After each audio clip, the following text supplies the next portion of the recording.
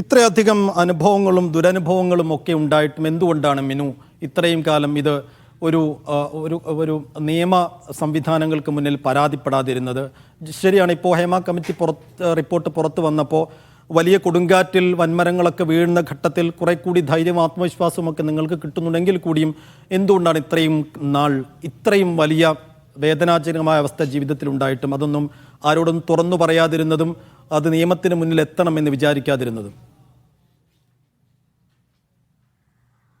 അതായത് ഒന്നാമതായിട്ട് ഞാൻ 2 കുട്ടികളുടെ അമ്മയാണ്. അവരുടെ കാര്യങ്ങൾ നോക്കണം. പിന്നെ പണ്ടത്തെ കാലമല്ല ഇപ്പോൾ. പണ്ട് ഇൻഫ്ലുവൻസ് ആയിരുന്നു, പോലീസുകാരും പാർട്ടിയും എല്ലാം ഇൻഫ്ലുവൻസ് ആയിരുന്നു.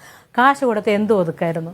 അതുകൊണ്ട് ഞാൻ അന്ന് ഇത് പരാതിക്ക് പോയാലും ഈ പോലീസുകാർ തന്നെ ചിലപ്പം നമ്മുടെ അടുത്ത് മിസ്ബിഹേവ് ചെയ്ത് അങ്ങനെ എനിക്ക് ഉണ്ടായിട്ടുണ്ട്. അതുകൊണ്ടാട്ടോ അതൊന്നും വിചാരിക്കരുത്. അപ്പോൾ നമ്മളൊരു കംപ്ലൈൻറ്റ് കൊണ്ട് കിടക്കുമ്പോൾ അവിടെ അപ്പോൾ അതുകൊണ്ട് ഞാൻ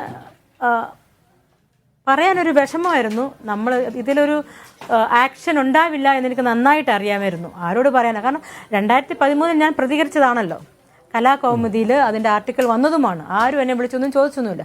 പിന്നെ ഞാൻ ഈ മലയാളം ഫിലിം ഇൻഡസ്ട്രിയെ അങ്ങ് ഉപേക്ഷിച്ച് ഞാൻ ഇവിടുന്ന് ഷിഫ്റ്റ് ചെയ്ത് ചെന്നൈയിലോട്ട് പോയി. പിന്നെ തമിഴ് ഫിലിമിലേക്ക് അഭിനയിക്കുകയായിരുന്നു.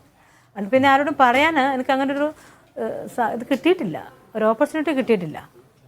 ഇപ്പോൾ എന്തായാലും മിനു ഇതൊക്കെ തുറന്നു പറയുന്നു, സമൂഹം അത് തിരിച്ചറിയുന്നു. അപ്പോൾ ഈ സമയമെങ്കിലും ഈ പറഞ്ഞ പോലെ മുകേഷിനെതിരെ ഒക്കെ ഉള്ള ഈ ആരോപണത്തിനപ്പുറത്തേക്ക് അതൊരു പരാതിയായി റൈസ് ചെയ്തുകൊണ്ട് ഒരു കേസുമായി മുന്നോട്ട് പോകാനൊക്കെ ഉള്ള ഒരു സ്റ്റാൻഡ് ഉണ്ടോ ഇപ്പോൾ? തീർച്ചയായിട്ടും ഉണ്ട്. കാരണം ഒന്നാമതായിട്ട് മിനിസ്റ്റർ നമുക്ക് അത് കൺഫർമേഷൻ തന്നിട്ടുണ്ട്. ആരൊക്കെ തെറ്റ് ചെയ്തില്ല, സ്ത്രീകൾക്കെതിരെ ആരൊക്കെ തെറ്റില്ല അവരെ നമ്മളെല്ലാവരും ആക്ഷൻ എടുക്കുന്ന കാര്യം 1.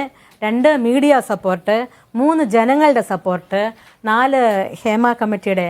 അപ്പോൾ അങ്ങനെയുള്ള കുറേ പെൺകുട്ടികളൊക്കെ ഇതിനകത്ത് വിക്ടിം ആയുള്ളവരെല്ലാം ധൈര്യമായിട്ട് വന്നതുകൊണ്ട് എനിക്കും ഇതിൽ ഭയങ്കര കോൺഫിഡൻസ് ആയി.